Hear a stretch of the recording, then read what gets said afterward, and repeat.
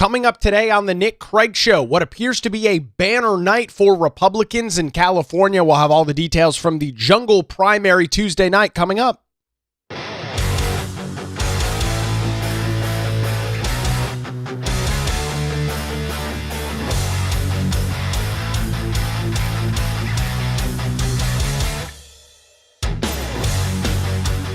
And a good Wednesday morning to you. Welcome into the Nick Craig Show, streaming live this morning on YouTube, Rumble, X, and Facebook. Don't forget that you can take the show with you 24/7 on demand, totally free.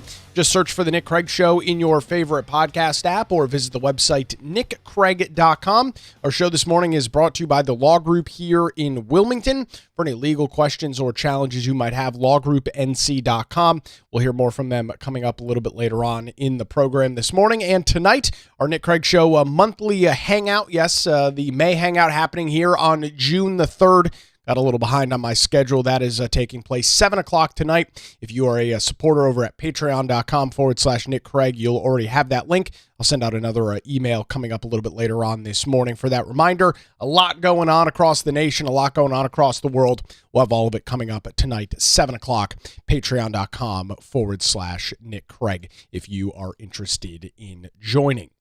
We are tracking election results out of the great state of California on this Wednesday edition of the Nick Craig Show. Major primary elections happening last night in the state of California, getting a lot of eyes, drawing a lot of attention, not only in California, but across the rest of the nation for two main races, the California governor race, as well as the LA mayoral race. That one probably garnering some of the most attention, where former reality TV star Spencer Pratt has really exploded onto the political scene in a relatively short amount of time. And we were talking about the span of just a couple of months, maybe 2 months really, where he went from somebody that was being talked about in Southern California to really exploding onto the national scene. A lot of this in large part due to what I can only describe as an incredible social media strategy by Pratt and his team to garner an incredible amount of support across the nation. Now, support across the nation doesn't really matter a whole lot when you're running for a relatively small race. And when I say that, not trying to say that the LA mayorship is a small position, but geographically it is a relatively small area.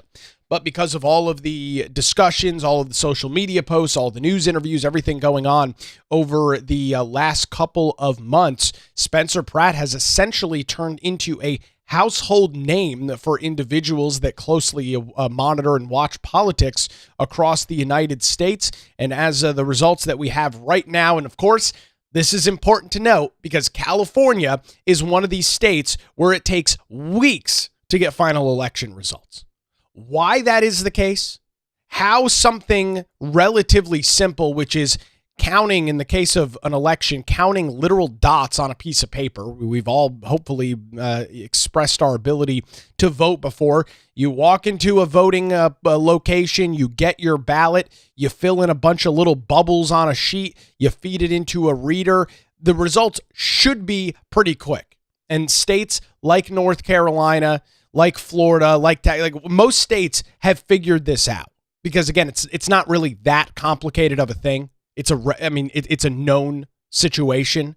There are a certain number of candidates that are eligible for a contest. Those names are printed on a ballot. It shouldn't take weeks to count election results, but that's what you're going to see out in California over the next couple of days is my guess, because in many cases, there's less than 60% of the vote counted, which is, again, absurd when you look at the process of tabulating votes and counting elections. We'll start off in the gubernatorial race out in California, where the Republican candidate in Steve Hilton is currently the top candidate in that race. California has what are called the slang term for it is a jungle primary, right? Here in North Carolina and in most other states. And we just saw this take place earlier this year, March here in across the Tar Heel state. You have candidates that are registered as Republicans. You have candidates that are registered as Democrats. Those individuals, if there are more than one of them running for a single seat, you have a primary within your party, meaning that in the case here in North Carolina, Democrats vote in the Democrat primary, Republicans vote in the Republican primary, unaffiliateds get to pick one or the other, not both, but one or the other, and then you have candidates that advance out of their respective party primaries. We saw that with the United States Senate race here in North Carolina. Roy Cooper, a very successful night in the Democrat primary, he advances as the Democrat nominee. On the Republican side, former RNC and NC GOP chairman Michael Whatley advanced out of the Republican primary. Those two candidates advance forward to the general election.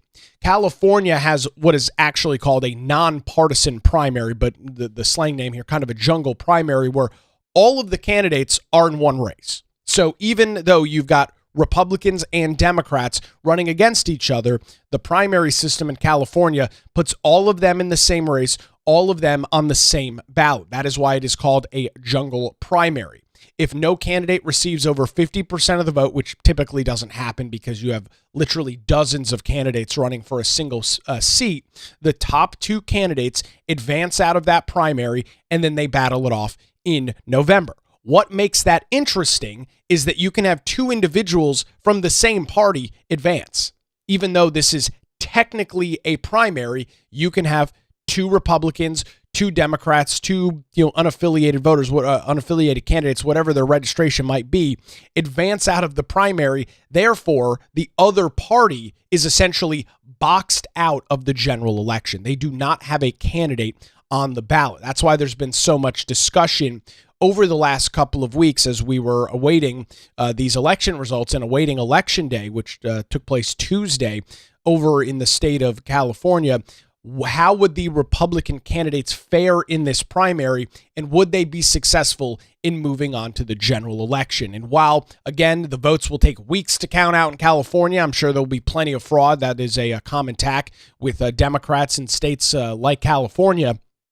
As it appears right now, two Republicans will be advancing in the big races, the governor race and the Los Angeles mayor race. As it stands right now, Steve Hilton, the Republican GOP candidate who has had a show on Fox News for years, he is currently the leading candidate in that race with a little over 20 or almost 28% of the vote, followed by Xavier Beccaria, who was head of the Biden administration's Department of Health and Human Services. He is in second place, followed by Tom Steyer, the mega donor out in California, who is in third place. It appears, at least as of right now, that Hilton and Beccaria will advance, meaning that it will be a race, Republican versus Democrat, in November for the California gubernatorial race. We look over at the city of Los Angeles, where we are tracking primary results there as well.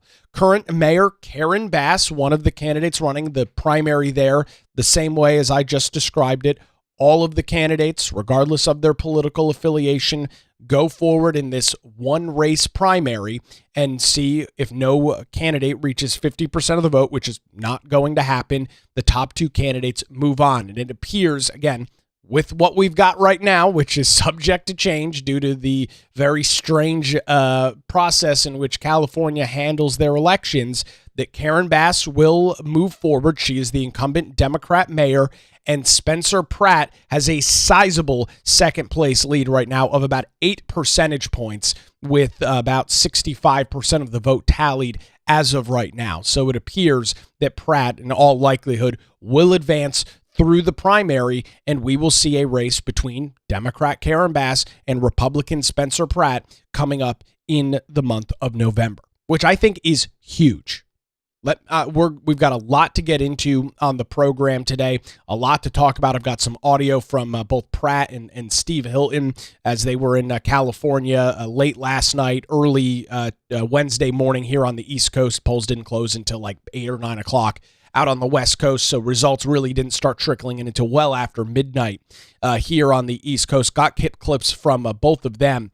But really, what is going to be fascinating to watch is, with it being a midterm election, with there being U.S. Senate and congressional races and all that other stuff happening, how much emphasis is put on these two races in California?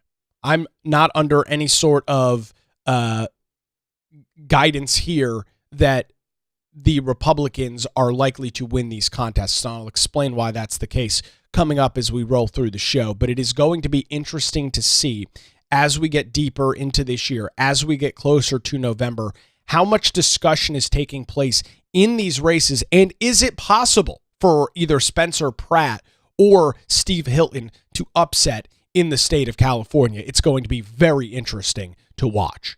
It's going to be absolutely fascinating to watch. We are talking about primary election night in the state of California. Yes, very distant here from North Carolina, but predominantly the Los Angeles mayor race getting a lot of national attention over the last couple of weeks as Karen Bass, the incumbent Democrat, has not been in favor with many of the individuals that live in and around Los Angeles. That is in large part due to the disaster that was the Palisades fire back just a couple of years ago. That was the main issue that drove former reality TV star Spencer Pratt into the race, saying very clearly and very bluntly, my house, my mother's house, my friends' houses, my other family members' houses, they all burned to the ground because Karen Bass and the Democrat leadership in Los Angeles are completely and totally incompetent. That is the absolute driving factor for Spencer Pratt. And I think in large part why this election, at least in the primary, has been as competitive as it is. You know, people have their political ideologies. People have their political stances, their political opinions. That, for the most part, stays pretty consistent. I would imagine, and I'm fortunate to have not been in this situation, but I would imagine something like the Palisades fire radicalized a lot of people in California, radicalized a lot of people in Los Angeles that were maybe just run-of-the-mill Democrats. Yeah, I've been a Democrat all my life. I've continually voted for Democrats. They have made a change. They have decided that the current leadership in Los Angeles, and we'll have the ability to do this coming up in November, they have said this leadership is no longer sufficient. This leadership is no longer doing the most basic things that they are responsible for, like, I don't know, keeping water in reservoirs and making sure that fire hydrants across the city have pressure. You know, a very basic thing that you would hope that one of the United States' largest cities in Los Angeles with a multi-billion-dollar yearly budget, something that you hope they could figure out. Keep water in the reservoirs and make sure that we have the ability to firefight. But that's not what was happening. And this was explained by an NBC analyst last night. His name is Garrett Hakey. He was on NBC late last night, early this morning, describing the situation ongoing in California. Take a listen to this. Something that's driven me crazy about this race. When you look at the numbers, already right now, a majority of Los Angelinos are saying they want to fire Karen Bass. 50% of the voters that are up right now say they want somebody other than the incumbent to be the mayor. So the Spencer Pratt thing, to me, isn't even really about Spencer Pratt. It's a vote sink for people who are fed up with the way that city's been run or fed up with the fire response. And if this were any other city outside of California where you'd had normal primaries, Karen Bass with those numbers would be toast. She would, in fact, be toast. And you just heard right there the situation that has unfolded in portions of Southern California in Los Angeles. A majority of those individuals are saying they want to get rid of the current mayor. And can you really blame them for it? None of their homes have been rebuilt. They're still living in temporary houses. There's no indication whatsoever that they're going to be back in their homes anytime soon. Why? Because government bloat, government regulation, government red tape is going to take as long as possible for these individuals to be made whole. Let's be clear. The city is not responsible for rebuilding these people's houses. The city is responsible for giving out permits so that individuals can rebuild their homes on their own private property. You would not be surprised and are not surprised to hear and find out that a city like Los Angeles makes it almost impossible to move forward with something like this. These fires didn't happen a couple of weeks ago. We are more than a year and a half past when these fires happened, when the Palisades and what thousands of homes were burned to the ground in the Palisades fire. Those individuals are nowhere closer than they were to getting back in their homes than the day after the fires moved through their neighborhoods. That is the sad reality that has been created out in California. And it is unfortunately another shining example of complete and total incompetence by Democrats in government. And I feel very comfortable and very confident in saying that. This is just the most extreme and another awful example of what happens when you have incompetent leadership in charge. When you have incompetent people like Karen Bass leading your city. People should be beginning the process of getting back in their homes, and they're not even close. This is interesting to look at. The city of Los Angeles supported Kamala Harris in the 2024 presidential election by over 75%, meaning you look at the city as a whole, 75% of the people that showed up and voted for the Democrat presidential candidate in 2024. If you add the numbers together now between Karen Bass and a couple of the other Democrat candidates running, it's not 70%. As it stands right now, Spencer Pratt has over 30% of the vote. Just himself. And so you are beginning to see a potentially, and I use that word because we don't know what the final results are. We don't know how these races are going to play out as we work later on into the year and as we get closer to Election Day in early November. We don't exactly know how it's going to play out. But voters are already changing the way in which they voted in the most recent major election back in 2024. Now, what do those margins look like? How significant is that? I don't know. It is really hard for a Republican to win in an election statewide in California and in places like Los Angeles. I was looking at the voter registration data. There's 23 million registered voters in the state of California. 45% of them are registered as Democrats.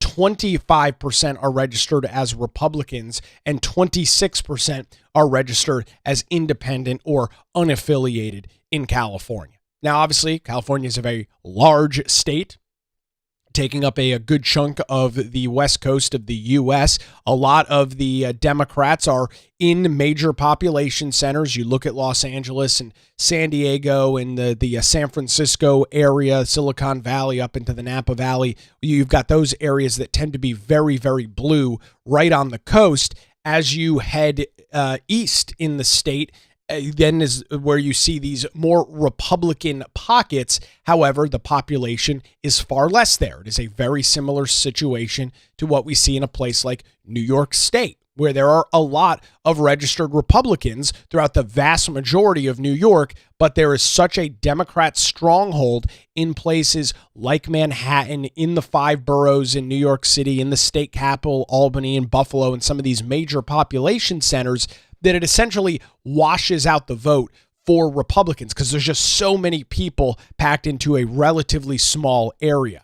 And so it is going to be incredibly hard, not only for Spencer Pratt, but for Steve Hilton to not only win, but be competitive in these races simply because of the voter makeup, simply because of the voter registration in the state of California.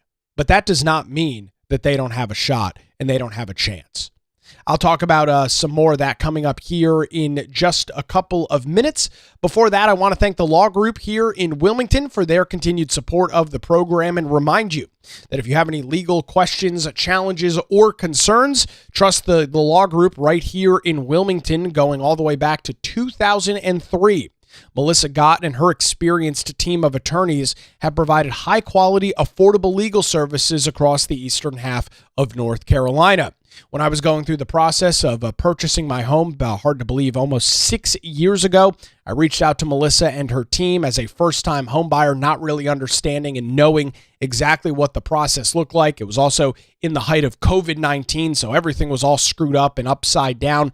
Melissa and her team were absolutely fantastic. They walked me through every step of the process, answered all the questions that I had, and helped me go through the process of purchasing a home as a first-time home buyer. Any questions, any problems, any issues that arise, they helped me work through them as quickly as possible. So if you've got any legal questions, challenges, or concerns, check out the law group. They're located in downtown Wilmington and just a phone call away at 910-251-6088, or you can visit them online at lawgroupnc.com. That's 910-251-6088 or online, lawgroupnc.com. It's the Law Group. Experience and dedication you can rely on. We appreciate Melissa Gott and the amazing team over at the Law Group for their continued support here of the Nick Craig Show. All right, quick break. We will hear from Spencer Pratt and Steve Hilton. Plus, is there any shot, realistically, is there any chance for either of these two guys to be competitive? I'll have my thoughts on that coming up here in just a couple of minutes as the Nick Craig Show continues streaming live this Wednesday morning, YouTube, Rumble, X, Facebook, and available 24/7 wherever you get your podcasts.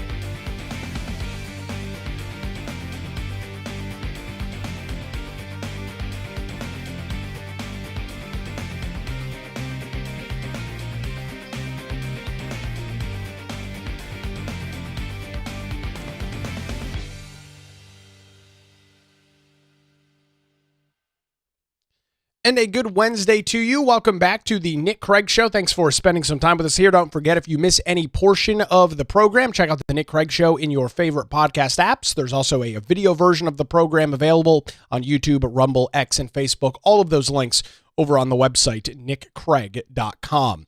We are talking about a busy night in California on Tuesday, a primary election night, and it would appear, and again, I use that word very clearly because California is one of these states where it takes weeks, if not months, to get final election results. I have no idea how a state like California, with the amount of money that they spend, with as big as their budget is, as advanced of a state as they are, literally the tech hub of the world in the Silicon Valley up in Northern California, how it takes a civilized group of people in California so long to tally election results. I think you can draw a conclusion there. It is ripe with fraud. It is ripe with individuals that are not following the rules. They send ballots practically to every single person that steps foot in the state so that they can make sure that Democrats continue to get elected. That's a topic for another show, another conversation. We're talking about how Republicans performed very well, at least with the results we have thus far. Steve Hilton currently leading the jungle primary for all the candidates there above all of the Democrats, including Katie Porter, the failed congresswoman out of California, Tom Steyer, the big Democrat mega donor, Xavier Becerra, former Biden administration official. Hilton currently leading that contest for the statewide gubernatorial race. And in the city of Los Angeles, Spencer Pratt, who really just popped onto the scene just a couple of months ago, getting an incredible amount of national and I would even argue international attention for what he has been doing out in California, has a pretty strong second place showing as of right now, which is all that he needs. The top two candidates will move through to the full election in coming up in November of this year. I want to manage expectations. As I just mentioned before the break, California's voter registration is one that does not make it very possible for Republicans to win. 45% of the people out of the more than 23 million that are registered in the state of California are registered Democrats. So right off the bat, you assume that out of that 45%, almost all of them are going to vote for whoever the Democrat is on the ballot in a statewide election like the governor race. That makes it incredibly hard, some would argue almost impossible for a Republican to win. And in terms of Steve Hilton overall in the state of California, it is going to be a very, very tough race for him. I'm not attempting to be a Debbie Downer. I'm not trying to be a doomsdayer. I'm simply providing analysis, looking at the math, looking at the numbers. It is very much an uphill battle for him. The Los Angeles mayor race, though, is very different. When you look at a much smaller contest, and in the grand scheme of the state of California, LA is a relatively small area. I'll admit, there's a lot of people there, there's a lot of things there, but when you look at the entire state of California, which is massive, LA is a relatively small area. And so this race will likely be Karen Bass, the incumbent mayor, versus Spencer Pratt. You have such a polarizing issue in the city of Los Angeles, that being the Palisades fire from a couple of years ago, that there is a real possibility that somebody like a Spencer Pratt is able to upset in that contest. Is there a high likelihood of that? No. Again, based on the voter registration, based on the amount of Democrats in the city of Los Angeles, no. That is a very, again, steep hill to climb for Spencer Pratt. But with such a polarizing event, we have seen elections change before. We have seen results change before. And the fact now that it will just be Bass and Pratt moving forward, there's no third party candidates, there's no additional candidates that can vote for. There's some radical progressive lady that's currently an LA city councilwoman that was also running. She got a little over 20% of the vote in the contest. So she will be out of this, and she will not have the ability to advance forward. And so it's going to paint, and you're going to see a very different picture being painted in this contest.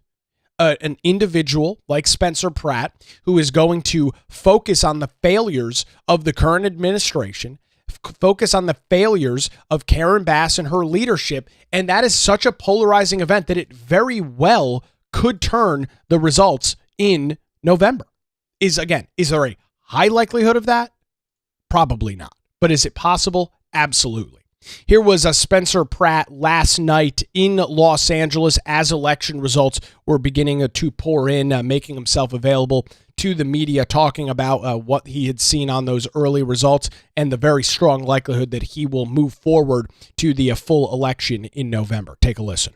Do you see an uphill battle in the next 5 months? Absolutely not. I think the next 5 months I'm going to have time to build out this team to show everybody the level of Democratic supporters that I have behind me, the heavy hitters that are in this room, that are all behind me. And I think this idea that I don't represent Democrats and Republicans and independents, anyone that's just a Los Angeles citizen that wants basic quality of life, I'll be able to show that in 5 months. Right now, the media likes to say, oh, he's this. I'm not that. I'm an Angelino who said enough is enough, and I had to step up. I didn't know I'd be here tonight, but this is obviously God's plan, and I'm going to go all the way, and I'm going to show everybody that I'm their mayor.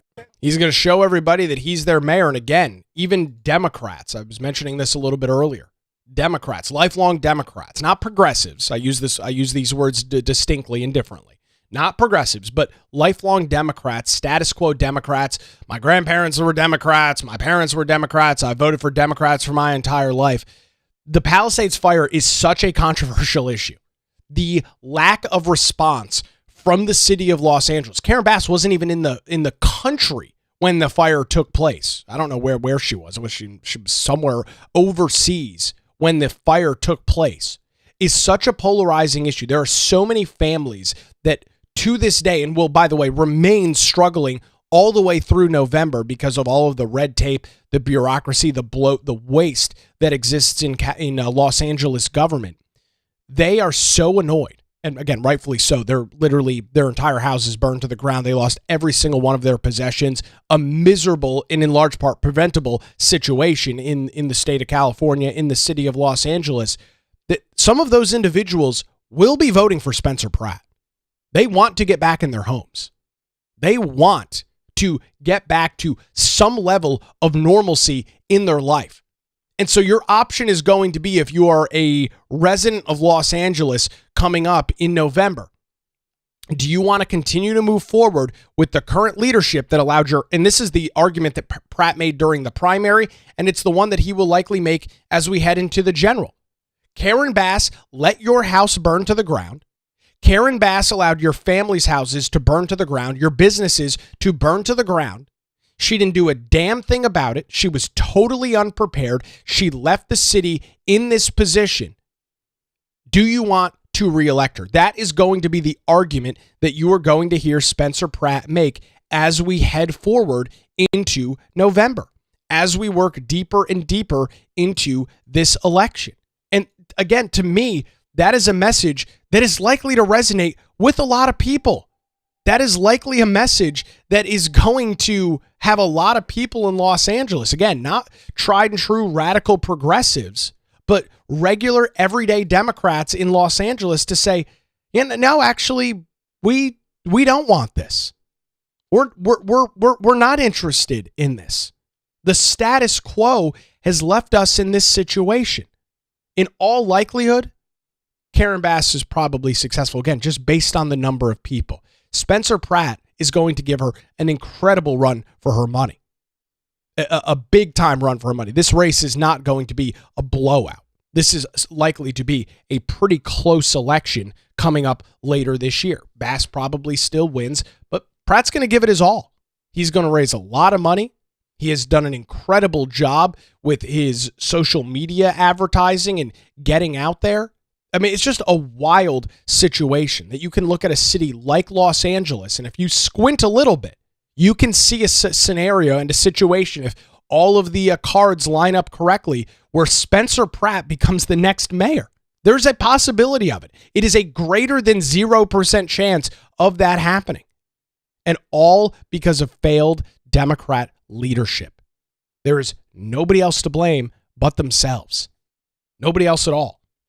Somebody like Karen Bass has to look squarely in the mirror and say, why is my life going to be a living hell for the next 5 months? Why is Spencer Pratt going to be dragging me through the mud for the next 5 months? Because of my own incompetence, because of my own lack of leadership, because of my own lack of ability to deal with these issues. That's why she is going to be in this position. I do not envy her. She is going to have a miserable rest of this year. A miserable rest of this year. I've watched the primary debates that took place. She sucks. She's not good. She's a terrible performer. She doesn't answer questions. She doesn't do a good job on the debate stage. I saw a clip of Spencer Pratt last night when asked about this. He said, I'll debate her every Friday night from now until Election Day. I'll spend the next 5 months debating her every single Friday night. Let's get on the stage. Let's talk to the people. This is going to be one hell of a race out in the state of California. As we wrap up our discussion over primary election night in California, we're talking about the Los Angeles mayor primary as well as the gubernatorial primary with Steve Hilton. We'll get back to LA here in just a couple of minutes. Steve Hilton, who is currently the leading candidate in that jungle primary, the top two candidates move forward, was speaking last night in Huntington Beach, California, as election results were coming in. This is what he had to say. Take a listen. I remember when I became an American citizen, that certain governor you may remember, he said, congratulations. He made a very nice video. He said, but Steve, you got to get the wrong jacket. You got the wrong jacket. And I made a pledge that day that one day I would get the jacket that Arnold told me to get on my road to being governor of California. And here it is. I am a proud American. There's the jacket. And I am a very proud Californian. A very proud Californian tonight. Arnold, that was for you. Yes, exactly. So there's a little bit from Steve Hilton, obviously very excited with the election results. No surprise there in the state of California for him. Very excited, talking about the last time that the state of California had a Republican governor. That was, of course, Arnold, the last governor to serve there in that position. Very much an uphill battle for Steve Hilton out in the state of California. So let me transition this into what I think is going to be interesting about these two contests. I've already laid out the voter registration. I've laid out the data. It's going to be an uphill battle. I'm not here to rain on anybody's parade, but I'm a realist. I can look at numbers. I follow elections very closely. I consider it one of the things that I'm very much informed on. It's going to be tough for both of these guys to perform both in LA and in California as a whole. But there are a couple of interesting things that are going to be taking place as we get closer to November that could make these races very interesting. And specifically with somebody like Spencer Pratt. Midterm elections typically are tough for the party in charge. You've heard me say that a million times at this point. And it's because there's no the guy that you voted for, the gal that you voted for president is already serving in the position. They've got 2 more years. There's not really that driving factor to get out and vote. Traditionally, midterm election years have smaller turnouts than regular general election years when a president is on the ballot. It's obviously a much higher profile contest, so on and so forth. There's a variety of different reasons. But what I have seen over the last couple of weeks and months, specifically as it relates to the Los Angeles mayoral primary with Spencer Pratt in that contest, it is going to be fascinating to see if, again, California, one state, LA, a small area within the state of California, I can see a situation where Spencer Pratt becomes a lightning rod for Republicans all over the United States. His use of technology, most predominantly his use of artificial intelligence to make these not only very funny, but very sad reality political ads that he had been putting all over the internet over the last couple of months is likely to engage Republicans all across the United States. And let me make sure I'm explaining this the way that I'm trying to get it out. Somebody like Spencer Pratt, who is running for mayor of Los Angeles, there is a likelihood that he encourages voter turnout in places all across the United States. There's a very real possibility of that. How big will that be? What will the percentages look like? I'm not sure. But if I have seen so much activity on social media as it relates to Spencer Pratt over the last couple of weeks, he is being talked about in every state across the nation. He is appearing in news broadcasts, national and local news broadcasts all over the United States. People are resharing and posting his clips all over social media. These are people, again, people I know here in North Carolina. We could not be further from the state of California. We could not be further from the city of Los Angeles. Yet individuals are latching onto Spencer Pratt. There is a possibility in which Spencer Pratt rises and brings Republican candidates up all across the board because there's going to be so much focus on that race. There's going to be so much discussion on that race. These debates are going to be ruthless and brutal. There's going to be so much going on in the state of California and more predominantly in the city of Los Angeles. What impact does it have? Does it mean that Republicans break the historical trend and have a banner night in November? Probably not to that extent, but it could very much decide swing elections across the U.S.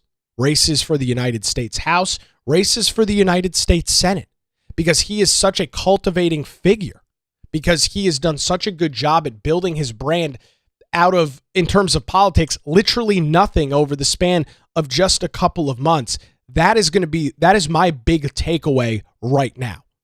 This race, and these races, both the governor race and the LA mayor race, they will change, they will shift, they will morph.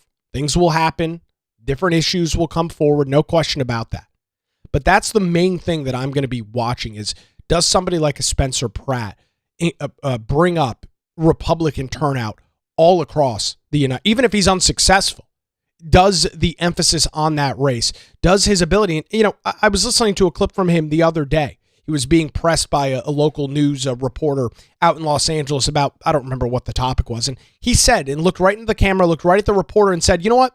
I don't know a whole lot about that. That's something that I'm going to be working on. That's something that I'm going to be speaking to people that are professionals on so that I can figure out how to tackle that. How refreshing is that to hear? Every single time a politician opens their mouth, they want you to believe that they are the smartest person that has ever existed and they have the answer to every single question. It is so refreshing to hear. You know what? I don't exactly know what my plan is for that yet. He then, of course, transitioned into, my plan is to deal with homelessness. My plan is to deal with the crime that has taken over the city of Los Angeles. My major platform includes expediting building permits so that people can get back in their homes in the Palisades that were burned down in large part due to the total incompetence of people like Karen Bass and the current leadership in the city of Los Angeles. Those are his main issues. Those are strong enough issues to catapult him to victory. Those are strong enough issues that will have people that have been voting for Democrats their entire lives sitting back, scratching their chin and saying, maybe I need to make a change here. And the fact that he's running against the current incumbent mayor who allowed the Palisades to go up literally in smoke is going to be a very fascinating thing to watch. How does it play out? I don't know. I'm not in the business of making full-on political projections 5 months away from an election because that's where we stand right now. I'm not in the business of doing that, and I'm not. But there's a lot of very interesting dynamics, a lot of very interesting factors that will play out. Again, as it stands right now, Steve Hilton and Spencer Pratt will be moving forward. We know the rampant amount of fraud that takes place in the state of California. It will likely be days before we have the quote-unquote official election results in which the news outlets and agencies finally call this race. So things could change. I don't suspect that either of them will drop into third place, which would bump them out of the November general election, but there's always a possibility. We know that Democrats will do anything in their power. They will break the law. They will do whatever, regardless of its legality, to make sure that they retain power. They are scared of Spencer Pratt. They are scared of what he has been able to do in the span of just a couple of months. And it's also going to force a lot of money into the state of California to defend somebody like Karen Bass, which takes money out of other swing states, other races that are taking place across the United States. We'll be keeping an eye on this and so many other races, including many here in North Carolina, as we approach November right here on the Nick Craig Show.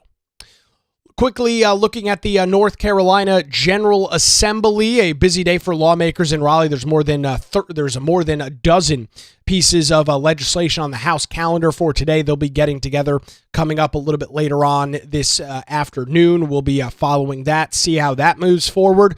Locally, the city of Wilmington has gone through the process of approving a major budget increase. Unfortunately, and I'm sorry for those that live in the city of Wilmington, you are likely to see your property taxes rise in the ballpark of 20% as the entire Democrat majority on the Wilmington City Council believes that they need to take more money out of your pocket each and every month so that they can fund their out-of-control, bloated government. The budget went through its first first vote yesterday. It passed 4-3, and the final approval for that budget will be Tuesday, June the 16th. Listened to most of the city council meeting last night. It was exactly what you would expect. Democrats talking about, how we have to do this and we have to do that, and there's no place. I caught a portion from new member J.C. Lyle saying there's just nothing to cut, which I just roll my eyes at and say that's just total BS. There's plenty to cut. There's no reason that the city of Wilmington needs a $350 million budget. There is no reason that the city of Wilmington needs to put forth a 20% property tax increase for government to continue to operate. There is so much waste, so much fraud, so much abuse within that government. It is absurd. So if you are a resident in the city of Wilmington, I'm sorry, but you're SOL, and it's not going to change. It's like 7-0 Democrat City Council. Hopefully this will be a reality check and a wake up for individuals and businesses that you need to get involved in these municipal elections that have pitiful voter turnout and get some common sense conservatives, some common sense Republicans in there. We had people like that. We had Luke Waddell.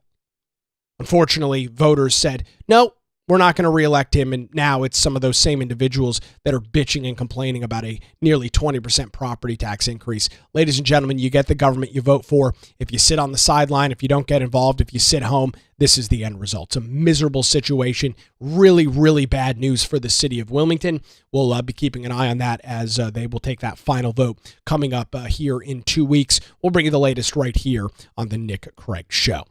All right, a final call for those that want to join us tonight. Our Patreon Hangout will be happening at 7 o'clock tonight. We'll have 2 of them in the month of June, as I ran out of time in the month of May. So this is technically the May Hangout happening tonight, June the 3rd, 7 p.m. for those that support the show over at patreon.com/Nick Craig. Always a great time to get together, talk about, I'm sure we'll talk a lot about what's going on out in California with Spencer Pratt. We'll dive into all those tonight, 7 o'clock, patreon.com/Nick Craig. Well, that's going to do it for a Wednesday edition. Thanks to the Law Group here in Wilmington for their continued support. You can visit them online at lawgroupnc.com or give them a call, 910-251-6088. The Nick Craig Show streams live weekday mornings, 7 a.m., YouTube, Rumble, X, Facebook. Is heard weeknights, 9 to 10 p.m. on WBT Radio in Charlotte. And, of course, is always available for free in your favorite podcast apps. Enjoy your day. We'll do it again tomorrow morning right here on The Nick Craig Show.